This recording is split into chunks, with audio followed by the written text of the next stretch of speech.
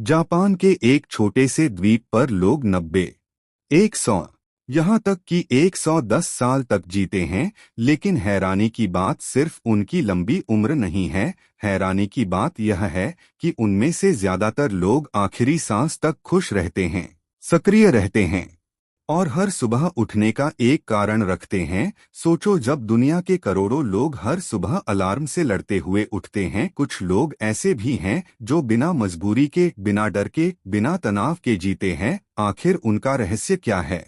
क्या सिर्फ पैसा इंसान को खुश बनाता है? क्या सफलता ही जीवन का उद्देश्य है, या फिर जिंदगी का असली मतलब कुछ और है?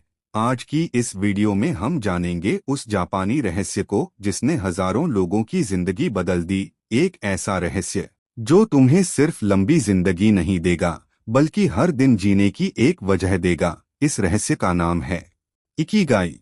चैप्टर 1, हर सुबह उठने की वजह। इंसान अंदर से खाली क्यों महसूस करता है? कभी तुमने रात के 2 बजे खुद से एक सवाल पूछा है, मैं आखिर ये सब क्यों कर रहा हूँ? बाहर से सब ठीक दिखता है, मोबाइल है, इंटरनेट है, मनोरंजन है, सपने हैं और शायद कुछ पैसे भी हैं। लेकिन फिर भी अंदर कहीं एक अजीब सा खालीपन महसूस होता है। ऐसा लगता है जैसे जिंदगी चल तो रही है, लेकिन जी नहीं जा रही। हर सुबह अलार्म बजता है, इंसान उठता है, वही काम करता है, वही चेहरे देखता है, वही तनाव झेलता है और फिर रात को थककर सो जाता है। लेकिन सबसे खतरनाक बात यह है कि धीरे धीरे इंसान इस दर्द का आदी हो जाता है। उसे लगने लगता है कि शायद जिंदगी ऐसी ही होती है, शायद अंदर से टूटे रहना ही सामान्य है। और यहीं से शुरू होती है इंसान की सबसे बड़ी हार। क्योंकि जब आदमी अपने अंदर की आवाज सुनना बंद कर देता है, तब वह सिर्फ भीड़ का हिस्सा बनकर रह जाता है। आज की दुनिया में लोगों के पास पहले से ज्यादा सुविधाएं हैं, लेकिन शांति पहले से कम है। पहले इंसान के पास कम चीजें थीं, लेकिन वह ज्यादा मुस्कुराता था। आज इंसान के पास सब कुछ है, फिर भी वह बेचैन है। क्यों? क्योंकि उसने अपनी जिंदगी का केंद्र खुद को नहीं, बल्कि दूसरों की राय को बना लिया है। बचपन से हमें सिखाया जाता है, अच्छे नंबर लाओ, अच्छी नौकरी करो, ज्यादा पैसे कमाओ, लोगों से आगे निकलो। लेकिन किसी ने यह नहीं पूछा कि तुम्हें सच में क्या पसंद है, किस काम में तुम्हारा दिल जिंदा महसूस करता है। इंसान पूरी जिंदगी दूसरों की उम्मीदें पूरी करने में लगा रहता है, और एक दिन अचानक उसे एहसास होता है कि उसने खुद के लिए कभी जिया ही नहीं। उसने करियर चुना, लेकिन अपने दिल की आवाज नहीं चुनी। उसने पैसा चुना, लेकिन सुकून खो दिया। उसने लोगों को खुश किया, लेकिन खुद अंदर से खाली रह गया। सोशल मीडिया ने इस खालीपन को और गहरा कर दिया है। आज हर इंसान दूसरों की जिंदगी देखकर अपनी जिंदगी को छोटा समझने लगा है। किसी की कार देखकर खुद को असफल महसूस करता है, किसी की बॉडी देखकर खुद से नफरत करने लगता है, किसी की सफलता देखकर अपनी मेहनत बेकार लगने लगती है। लेकिन सच यह है कि सोशल मीडिया पर लोग अपनी जिंदगी का हाइलाइट दिखाते हैं, दर्द नहीं। हर मुस्कुराती तस्वीर के पीछे कोई न कोई अकेलापन छुपा होता है। हर सफलता के पीछे डर, चिंता और संघर्ष छुपा होता है। लेकिन इंसान तुलना करते करते इतना थक चुका है कि वह अपनी असली पहचान ही भूल गया है। अब वह खुद से नहीं पूछता कि मैं कौन हूं। वह सिर्फ यह पूछता है, लोग मुझे क्या समझते हैं। और जिस दिन इंसान अपनी पहचान दूसरों के हाथों में दे देता है, उसी दिन उसकी अंदर की शांति मरने लगती है। लेकिन जापान में एक शब्द है, इकिगाई, जिसका अर्थ है जीने की वजह। सोचो, अगर हर सुबह तुम्हारे पास उठने का एक मजबूत कारण हो, ऐसा कारण जो तुम्हें अंदर से जिंदा महसूस कराए, तो जिंदगी कितनी अलग हो सकती है। इकिगाई सिर्फ कोई मोटिवेशनल विचार नहीं है, यह जीने का तरीका है। यह वह एहसास है जब इंसान को लगता है कि उसका जीवन किसी मतलब के लिए है। जरूरी नहीं कि वह कारण बहुत बड़ा हो। कुछ लोगों के लिए उनका परिवार ही उनका इकिगाई होता है, कुछ लोगों के लिए कला, कुछ के लिए लोगों की मदद करना, और कुछ के लिए अपने सपनों को पूरा करना। इकिगाई यह नहीं कहता कि जिंदगी में कभी दर्द नहीं होगा, बल्कि यह सिखाता है कि अगर इंसान के पास जीने की वजह हो, तो वह सबसे कठिन दर्द भी सह सकता है। सबसे दुखद बात यह नहीं है कि लोग असफल हो जाते हैं। सबसे दुखद बात यह है कि लोग धीरे धीरे महसूस करना बंद कर देते हैं। वे सपने देखना छोड़ देते हैं। वे सिर्फ जिम्मेदारियों का बोझ उठाने वाली मशीन बन जाते हैं। उनके अंदर का बच्चा मर जाता है, वह बच्चा जो कभी बिना डर के सपने देखता था। और फिर एक दिन आईने के सामने खड़े होकर इंसान खुद से पूछता है, क्या यही जिंदगी थी? क्या मैं सिर्फ बिल भरने, लोगों को प्रभावित करने और दिन काटने के लिए पैदा हुआ था? यही वह पल होता है जहां इंसान या तो पूरी तरह टूट जाता है, या फिर खुद को दोबारा खोजने निकल पड़ता है।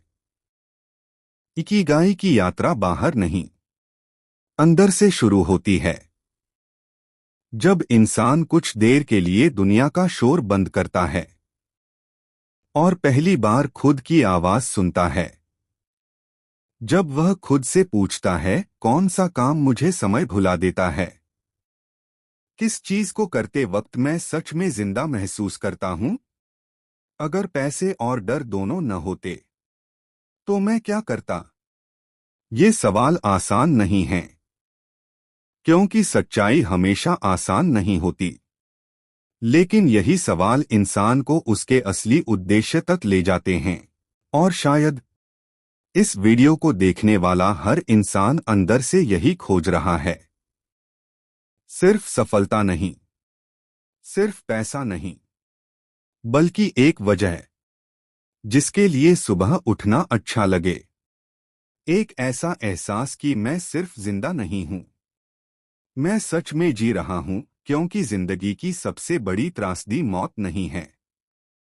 जिंदगी की सबसे बड़ी त्रासदी यह है कि बहुत से लोग जीते जी अंदर से मर जाते हैं। और इकिगाई इंसान को दोबारा जिंदा महसूस कराना सिखाता है। चैप्टर 2, इकिगाई का रहस्य, वो 4 सवाल जो पूरी जिंदगी बदल सकते हैं। हर इंसान अपनी जिंदगी में कुछ ना कुछ खोज रहा है। कोई पैसा खोज रहा है, कोई सम्मान, कोई प्यार। लेकिन सच यह है कि इंसान की सबसे बड़ी खोज हमेशा खुद की होती है। और इकिगाई इसी खोज का नाम है।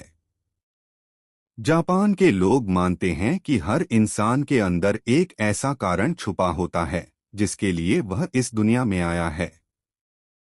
लेकिन उस कारण तक पहुंचने के लिए इंसान को खुद से 4 सवाल पूछने पड़ते हैं।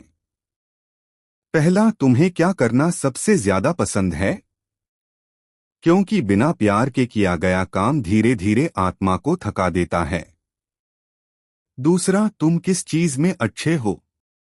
क्योंकि सिर्फ सपना काफी नहीं होता, खुद को बेहतर बनाना भी जरूरी होता है। तीसरा, दुनिया को किस चीज की जरूरत है? क्योंकि असली खुशी सिर्फ खुद के लिए जीने में नहीं, बल्कि किसी और की जिंदगी में रोशनी बनने में है। और चौथा, किस काम के लिए तुम्हें पैसे मिल सकते हैं? क्योंकि उद्देश्य और वास्तविकता दोनों के बीच संतुलन जरूरी है। जब ये चारों चीजें एक जगह मिलती हैं, वही इंसान को उसका इकिगाई मिलता है। वही जगह जहां काम बोझ नहीं लगता, संघर्ष अर्थहीन नहीं लगता, और जिंदगी सिर्फ काटनी नहीं पड़ती बल्कि जीने लायक महसूस होती है, क्योंकि जिस इंसान को अपनी जीने की वजह मिल जाती है उसे फिर दुनिया की भीड़ नहीं चला सकती, वह खुद अपना रास्ता बना लेता है। चैप्टर 3 धीमी जिंदगी की ताकत, क्यों भागती दुनिया सबसे ज्यादा दुखी है। आज पूरी दुनिया भाग रही है, कोई पैसे के पीछे, कोई सफलता के पीछे, कोई दूसरों से आगे निकलने के पीछे। लेकिन इस दौड़ में इंसान ने सबसे कीमती चीज खो दी है, सुकून। लोग जल्दी उठते हैं, जल्दी खाते हैं, जल्दी काम करते हैं और जल्दी जल्दी जिंदगी खत्म कर देते हैं, लेकिन कभी रुककर महसूस नहीं करते कि वे आखिर जी किस लिए रहे हैं। जापान के ओकिनावा द्वीप के लोग एक अलग तरीके से जीते हैं। वे जिंदगी को दौड़ नहीं मानते, वे उसे महसूस करते हैं। छोटी छोटी चीजों में खुशी ढूंढते हैं, सुबह की धूप, दोस्तों के साथ बातचीत, सादा खाना, शांत मन। शायद इसी वजह से वे सिर्फ लंबा नहीं जीते बल्कि खुश होकर जीते हैं। इकिगाई हमें सिखाता है कि जिंदगी का मतलब हमेशा ज्यादा पाना नहीं होता, कभी कभी धीरे जीना भी जरूरी होता है, क्योंकि जब इंसान हर समय भविष्य की चिंता में जीता है तब वह वर्तमान खो देता है। और सच तो यह है कि जिंदगी हमेशा इसी पल में होती है। दुनिया तुम्हें हमेशा जल्दी करने के लिए कहेगी, लेकिन तुम्हारी आत्मा हमेशा शांति खोजेगी। इसलिए कभी कभी रुकना जरूरी है, खुद को सुनना जरूरी है, क्योंकि जो इंसान अंदर से शांत होता है वही सच में जिंदगी का आनंद ले पाता है। चैप्टर 4 काम को बोझ नहीं, पूजा बनाना, मास्टरी और फ्लो का रहस्य। दुनिया में दो तरह के लोग होते हैं। पहले वो जो हर सुबह काम पर जाने से पहले थक जाते हैं, और दूसरे वो जो अपने काम में इतना खो जाते हैं कि उन्हें समय का एहसास ही नहीं होता। फर्क सिर्फ काम का नहीं होता, फर्क जुड़ाव का होता है।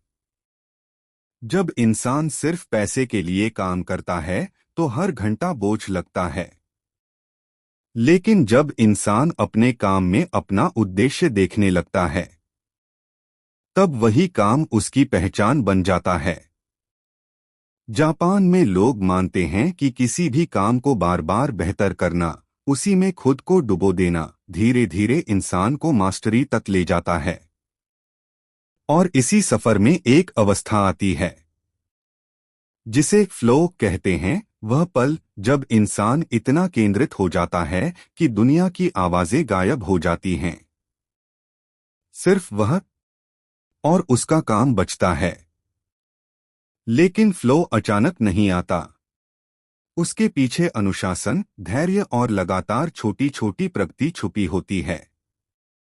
आज लोग मोटिवेशन खोजते हैं, जबकि महान लोग रूटीन बनाते हैं, क्योंकि मोटिवेशन कुछ दिनों के लिए आग देता है, लेकिन डिसिप्लिन पूरी जिंदगी रास्ता दिखाता है। इकिगाई सिखाता है कि अगर तुम अपने काम से प्यार करना सीख जाओ तो मेहनत दर्द नहीं लगेगी, संघर्ष दुश्मन नहीं लगेगा, और धीरे धीरे तुम्हारा काम सिर्फ कमाई का जरिया नहीं रहेगा, वह तुम्हारी आत्मा की अभिव्यक्ति बन जाएगा। वही पल होता है जब इंसान सिर्फ सफल नहीं बनता बल्कि अपने अस्तित्व को महसूस करने लगता है। चैप्टर 5 मौत से पहले सच में जीना सीखो, इकिगाई ही जीवन का अंतिम उत्तर है। एक दिन हम सब इस दुनिया से चले जाएंगे। किसी के पास ज्यादा समय होगा, किसी के पास कम, लेकिन जिंदगी की असली कीमत सालों में नहीं मापी जाती बल्कि उन पलों में मापी जाती है जब इंसान ने सच में खुद को जिंदा महसूस किया हो। दुख की बात यह नहीं है कि लोग मर जाते हैं, दुख की बात यह है कि बहुत से लोग जीना शुरू ही नहीं करते। वे पूरी जिंदगी तैयारी करते रहते हैं, एक दिन खुश होऊंगा, एक दिन आराम से जीऊंगा, एक दिन अपने सपने पूरे करूंगा, लेकिन वह एक दिन कभी नहीं आता और फिर अचानक समय निकल जाता है। इकिगाई हमें याद दिलाता है कि जिंदगी कोई भविष्य की मंजिल नहीं, बल्कि आज का अनुभव है। अगर तुम हर सुबह बिना उद्देश्य के उठते हो तो धीरे धीरे अंदर से खाली होने लगते हो। लेकिन जिस इंसान के पास जीने की वजह होती है, वह कठिन दिनों में भी टूटता नहीं। आखिर में इंसान को सबसे ज्यादा याद उसके बैंक बैलेंस नहीं आते, उसे याद आते हैं वो लोग, वो पल, वो सपने जिनमें उसने खुद को सच में महसूस किया था। इसलिए इकिगाई सिर्फ लंबी जिंदगी जीने का तरीका नहीं है, यह हर दिन को अर्थ देने की कला है।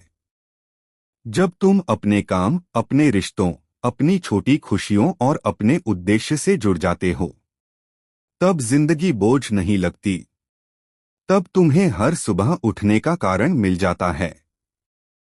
और शायद इंसान की सबसे बड़ी जीत यही है, दुनिया छोड़ने से पहले यह महसूस कर लेना कि मैंने सिर्फ सांस नहीं ली, मैंने सच में जिंदगी जी थी।